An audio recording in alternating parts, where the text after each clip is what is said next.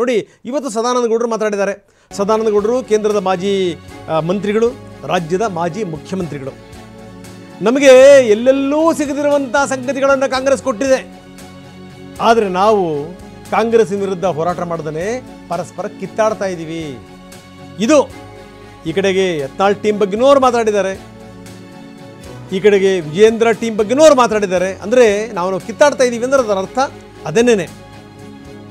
ನಾನೊಬ್ಬ ಮಾಜಿ ಆಗಿರ್ಬೋದು, ನನ್ನ ಈ ಸಲಹೆಯನ್ನು ಸೀರಿಯಸ್ ತಗೊಳ್ಳಿ. ಜನ ಇವತ್ತು ಸರ್ಕಾರದ ದುರಾಡಳಿತದ ಬಗ್ಗೆ ಮಾತಾಡ್ತಿಲ್ಲ, ಬಿಜೆಪಿಯ ಗುಂಪುಗಾರಿಕೆ ಮತ್ತು ವಿಭಜನೆ ಬಗ್ಗೆ ಮಾತಾಡ್ತಿದ್ದಾರೆ. ಇದಕ್ಕಿಂತ ನಾಚಿಕೆಗೇಡಿನ ಸಂಗತಿ ಇನ್ನೊಂದಿದೆಯಾ ಅಂತ ಕೇಳ್ತಾರೆ ಸದಾನಂದ ಗೌಡರು.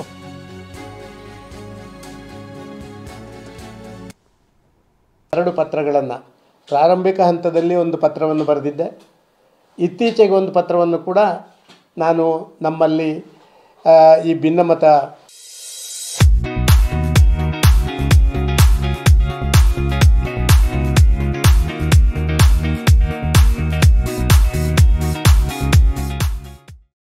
ಸ್ವಲ್ಪ ವೇಗವಾಗಿ ಬೆಳೀಲಿಕ್ಕೆ ಪ್ರಾರಂಭ ಆದ ಮೇಲೆ ಕೂಡ ಬರೆದಿದ್ದೆ.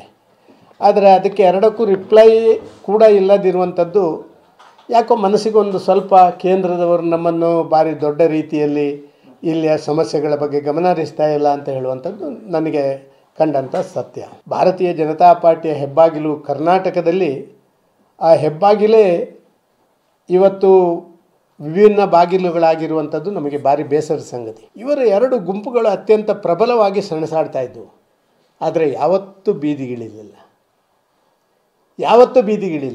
ಕರ್ನಾಟಕ ರಾಜ್ಯದ ಭಾರತೀಯ ಜನತಾ ಪಾರ್ಟಿಯ ಇತಿಹಾಸದಲ್ಲಿ ಪಕ್ಷದ ಆಂತರಿಕ ಗೊಂದಲಗಳು ಬೀದಿಗಳಲ್ಲಿ ಇವತ್ತು ಬಂದಿರುವಂಥದ್ದು ಇದೇ ಪ್ರಥಮ ಬಾರಿ. ಇದು ಭಾರಿ ನೋವಿನ ಸಂಗತಿ. ಇವತ್ತು ಕರ್ನಾಟಕದ ಕಾಂಗ್ರೆಸ್ನ ಆಡಳಿತ ಕಳೆದ 1.5 ವರ್ಷದಲ್ಲಿ ಬಂಗಾರದ ಬಟ್ಟಲಲ್ಲಿ ಏನು ಇಶ್ಯೂಗಳು ಒಂದು ಪ್ರತಿಪಕ್ಷಕ್ಕೆ ಇಡೀ ದೇಶದಲ್ಲಿ ಸಿಕ್ಕದಂಥ ಇಶ್ಯೂಗಳನ್ನು ಕೊಡುವಂಥದ್ದನ್ನು ಕರ್ನಾಟಕದಲ್ಲಿ ಕೊಟ್ಟರೂ ಕೂಡ ನಮ್ಮೊಳಗಿನ ಈ ಆಂತರಿಕವಾದಂಥ ಭಿನ್ನಾಭಿಪ್ರಾಯ, ಕಾರ್ಯಕರ್ತರಿಗೆ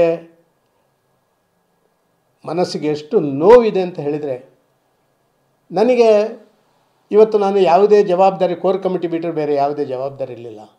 ಆದರೆ ಯಾವುದೋ ಒಂದು ಕಾಲಘಟ್ಟದಲ್ಲಿ ರಾಜ್ಯವನ್ನು ಆಡಳಿತ ಮಾಡುವಂಥ ಸಂದರ್ಭಗಳಲ್ಲಿ ಎಲ್ಲ ಪ್ರಮುಖ ಸ್ಥಾನಗಳನ್ನು ಪಡ್ಕೊಂಡವನ್ನ ಪಾರ್ಟಿಗೆ ಈ ಪರಿಸ್ಥಿತಿ ಬಂತಲ್ಲ ಅಂತ ಹೇಳುವಂಥ ಮಾನಸಿಕ ನೋವು, ಇದನ್ನು ಯಾರಲ್ಲಿ ಹೇಳುವಂಗಿಲ್ಲ. ಇದು ಸಂಗತಿ. ಇದು ಸದಾನಂದ ಗೌಡರ ಮಾತು. ಇದೆಲ್ಲದರ ಜೊತೆಗೆ ಕೇಂದ್ರದ ನಾಯಕರು ಕೂಡ ಬರ್ತಾ ಇದ್ದಾರೆ. ಇವರು ಜಗಳ ಬಗೆಹರಿಸೋಕ್ಕೆ ಎಂಥ ಸ್ಥಿತಿ ನೋಡಿ ಬಿಜೆಪಿದು. ಸದಾನಂದ ಗೌಡರು ಹೇಳಿದಂಥ ಮಾತಲ್ಲಿ ಅರ್ಥ ಇದೆ. ಬಂಗಾರದ ಬಟ್ಲಲ್ಲಿ ನೀವು ಹಲವಾರು ವಿಷಯಗಳನ್ನು ತುಂಬಿಕೊಟ್ರೂ ಕೂಡ ನಿಮಗೆ ಅದನ್ನು ಪ್ರಯೋಗಿಸೋಂಥ ಯೋಗ್ಯತೆ ಇಲ್ಲ ಅಂತಂದ್ರೆ ಏನು ಅರ್ಥ? ನನಗೆ ಬೇಸರ ಆಗಿದೆ ಅಂತಾರೆ ಸದಾನಂದ ಗೌಡರು. ಬನ್ನಿ, ಕಿರಣ್ ನಮ್ಮ ಪ್ರತಿನಿಧಿ ನಮ್ಮದು ಈಗ ನೇರ ಸಂಪರ್ಕದಲ್ಲಿದ್ದಾರೆ. ಕಿರಣ್, ಇದ್ಯಾಕೋ ಬಗೆಹರಿಯುವಂಥ ಲಕ್ಷಣಗಳು ಕಾಣ್ತಾ ಇಲ್ಲ. ಹೀಗಾಗೇನು ಅಂತಂದರೆ ಇದು ಇಲ್ಲಿ ಬೇರೆ ಕೈಯಲ್ಲಿ ಆಗಲ್ಲ ಅಂತಲೇ ಕೇಂದ್ರದ ನಾಯಕರು ಬರ್ತಾ ಇದ್ದಾರೆ, ತರುಣ್ ಬರ್ತಾ ಇದ್ದಾರೆ, ಬಂದು ಮೀಟಿಂಗ್ಗಳನ್ನು ಮಾಡ್ತಾರೆ. ಮೀಟಿಂಗನ್ನು ಮಾಡಿ ಇದಕ್ಕೆ ಸಂಬಂಧಪಟ್ಟಂಗೆ ಒಂದು ವರದಿ ಕೊಡಬೇಕು, ನಂಬರ್ 1. ನಂಬರ್ 2, ಇವತ್ತು ಸದಾನಂದ ಗೌಡರು ಆಡಿರುವಂಥ ಮಾತಿದಿಲ್ಲ, ಅದು ನಿಜಕ್ಕೂ ಆತ್ಮಾವಲೋಕನ ಮಾಡ್ಕೋಬೇಕಾದಂಥ ಸಂದರ್ಭ ಇದು ಬಿ ಜೆ ಪಿ ನಾಯಕರುಗಳಿಗೆ. ಯಾಕಂದರೆ ಇಂಥ ಅದ್ಭುತವಾದಂಥ ಅಸ್ತ್ರ ನೋಡಿ, ಇವತ್ತು ಇಷ್ಟೊಂದೆಲ್ಲ ಮಾತಾಡ್ತಿರುವಂಥ ಸಂದರ್ಭದಲ್ಲೇ ವಕೀಲೆ ಒಬ್ಬರು ಆತ್ಮಹತ್ಯೆ ಮಾಡ್ಕೊಂಡಿರುವಂಥ ಘಟನೆ, ಅಲ್ಲೂ ಕೂಡ ಭ್ರಷ್ಟಾಚಾರವೇ ಕಾಣ್ತಾ ಇರುವಂಥದ್ದು. ಇದು ಯಾವುದನ್ನು ಕೂಡ ಪ್ರಯೋಗಿಸಕ್ಕೆ ಬರಲಿಲ್ಲ ಅಂತಂದರೆ ಕಿರಣ್, ಹೆಂಗೆ ಬಿ ಜೆ ಪಿ ಉದ್ಧಾರ ಆಗೋದು ಹೆಂಗೆ ಅಂತ. ಹೀಗಾಗಿ ಸದಾನಂದ ಗೌಡರು ಹೇಳಿರೋ ಮಾತಲ್ಲಿ ಅರ್ಥ ಇದೆ. ಖಂಡಿತ ರಂಗನಾಥ್, ಮಾಜಿ ಮುಖ್ಯಮಂತ್ರಿ ಸದಾನಂದ ಗೌಡರು ಹೇಳಿರುವಂಥದ್ದು ನೇರವಾಗಿ ರಾಜ್ಯ ನಾಯಕತ್ವ ಇಲ್ಲಿ ಇರುವಂತಹ ವಿಷಯಗಳನ್ನು ನೇರವಾಗಿ ನಿರ್ವಹಣೆ ಮಾಡೋದಕ್ಕೆ ವಿಫಲವಾಗಿದೆ ಅನ್ನುವಂಥದ್ದನ್ನ ಬಹಳ ಸ್ಪಷ್ಟವಾಗಿ ಅವರು ಹೇಳಿದ್ದಾರೆ.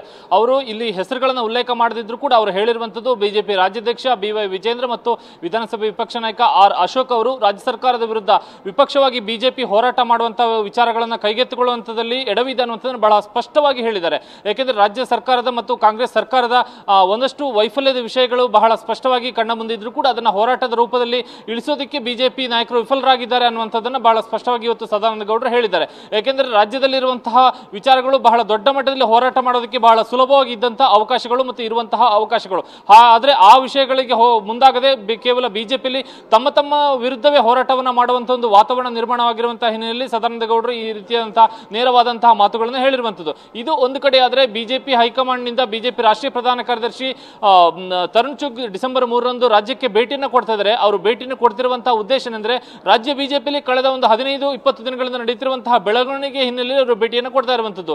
ಶಾಸಕ ಯತ್ನಾಳ್ ನೇತೃತ್ವದಲ್ಲಿ ಶಾಸಕರು, ಮಾಜಿ ಸಚಿವರುಗಳು ವಕ್ಫ್ ವಿಚಾರವನ್ನು ಕೈಗೆತ್ತಿಕೊಂಡು ಪ್ರವಾಸವನ್ನ ಮಾಡ್ತಿರುವಂತಹ ಸಂದರ್ಭದಲ್ಲಿ ಒಂದಷ್ಟು ಹೇಳಿಕೆಗಳು ವ್ಯಕ್ತವಾಗ್ತಿದೆ. ಆ ಹೇಳಿಕೆಗಳೆಲ್ಲವೂ ಕೂಡ ರಾಜ್ಯ ನಾಯಕತ್ವದ ವಿರುದ್ಧವೇ ಆ ಟೀಕೆಗಳು ವ್ಯಕ್ತವಾಗ್ತಿದೆ ಯತ್ನಾಳ್ ಟೀಮ್ನಿಂದ.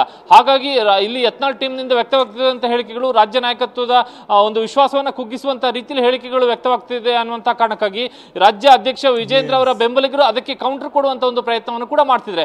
ಅವರ ಹೇಳಿಕೆಗಳು ಇವರ ಹೇಳಿಕೆಗಳು ಪ್ರತ್ಯೇಕವಾದಂತಹ ಹೇಳಿಕೆಗಳನ್ನ ಕೊಡುವಂಥದ್ದು, ಇವರ ಆರೋಪಕ್ಕೆ ಅವರು ತಿರುಗೇಟನ್ನು ಕೊಡುವಂಥದ್ದು, ಈ ರೀತಿಯಾದಂತಹ ಬೆಳವಣಿಗೆಗಳು ಕಳೆದ ಒಂದು 15 ದಿನಗಳಿಂದ ನಡೀತಿರುವಂತಹ ಹಿನ್ನೆಲೆಯಲ್ಲಿ ರಾಜ್ಯ ಬಿಜೆಪಿ ಒಂದು ಹೋರಾಟ ಮಾಡುವ ಬದಲಾಗಿ ತಮ್ಮಲ್ಲೇ ಆರೋಪ ಪ್ರತ್ಯಾರೋಪಗಳನ್ನ ಮಾಡುತ್ತಿರುವಂತಹ ಒಂದು ಸಂದರ್ಭ ಸೃಷ್ಟಿಯಾದಂತಹ ಕಾರಣಕ್ಕಾಗಿ ಈಗ ಹೈಕಮಾಂಡ್ ಮಹಾರಾಷ್ಟ್ರ ಚುನಾವಣೆ ಬಳಿಕ ರಾಜ್ಯದ ಬಗ್ಗೆ ಒಂದಷ್ಟು ಗಮನವನ್ನು ಹರಿಸಿರುವಂತಹ ರೀತಿಯಲ್ಲಿ ಕಂಡು ಬರ್ತದೆ. ಹಾಗಾಗಿ ಡಿಸೆಂಬರ್ 3ರಂದು ರಾಷ್ಟ್ರೀಯ ಪ್ರಧಾನ ಕಾರ್ಯದರ್ಶಿ ತರುಣ್ ಚುಗ್ ರಾಜ್ಯಕ್ಕೆ ಬಂದು 2 ದಿನಗಳ ಕಾಲ ರಾಜ್ಯದಲ್ಲಿ ವಾಸ್ತವ್ಯವನ್ನು ಹೂಡಿ ಇಲ್ಲಿ 2 ಕೋರ್ ಕಮಿಟಿ ಸಭೆಗಳನ್ನು ನಡೆಸ್ತಾ ಇದ್ದಾರೆ. ಒಂದು, ಮುಂದಿನ ಚಳಿಗಾಲದ ಅಧಿವೇಶನದ ಸಂದರ್ಭದಲ್ಲಿ ಬಿಜೆಪಿ ವಿಪಕ್ಷವಾಗಿ ಹೋರಾಟವನ್ನು ನಡೆಸಬೇಕಾದಂತಹ ವಿಚಾರಗಳ ಬಗ್ಗೆ ಅವರು ಕೋರ್ ಕಮಿಟಿ ಸಭೆಯನ್ನು ನಡೆಸಿದರೆ, ಮತ್ತೊಂದು ಡಿಸೆಂಬರ್ 3ರಂದು ನಡೆಯುವಂತಹ ವಿಶೇಷ ಕೋರ್ ಕಮಿಟಿ ಸಭೆ ಏನಿದೆ ಅದು ರಾಜ್ಯ ಬಿಜೆಪಿಯಲ್ಲಿ ಇರುವಂತಹ ಆಂತರಿಕ ಬೆಳವಣಿಗೆಗಳ ಬಗ್ಗೆ ಅವರು ಕೋರ್ ಕಮಿಟಿ ಸಭೆಯನ್ನು ತೆಗೆದುಕೊಳ್ತಾ ಇದ್ದಾರೆ.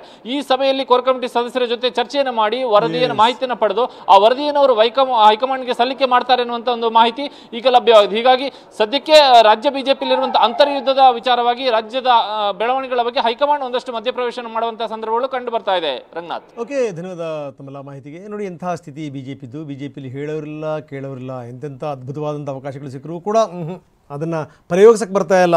ಈ ಒಂದು ಅದ್ಭುತವಾದಂಥ ಒಂದು ಮಾತಿದೆ, ಈ 3 ಸಾಗರ 100 ಮಂದಿರ ದೈವ 1000ವಿದ್ದರೆ, ಗಂಗೆ ಇದ್ದರೆ, ತುಂಗೆ ಇದ್ದರೆ, ಘನ ಹಿಮಾಲಯವಿದ್ದರೆ, ಭೂಮಿ ಇದ್ದರೆ, ಗಾಳಿ ಇದ್ದರೆ, ಘನ ಪರಂಪರೆ ಇದ್ದರೆ ಏನು ಪ್ರಯೋಜನ, ಊರ ಜನರೇ ಮಲಗಿ ನಿದ್ರಿಸುತ್ತಿದ್ದಾರೆ ಅಂತ ಬೇಕಾದಷ್ಟು ಇಶ್ಯೂ ಇದೆ. ನಾಯಕರುಗಳು ಪರಸ್ಪರ ಕಿತ್ತಾಡ್ತಾ ಇದ್ದಾರೆ.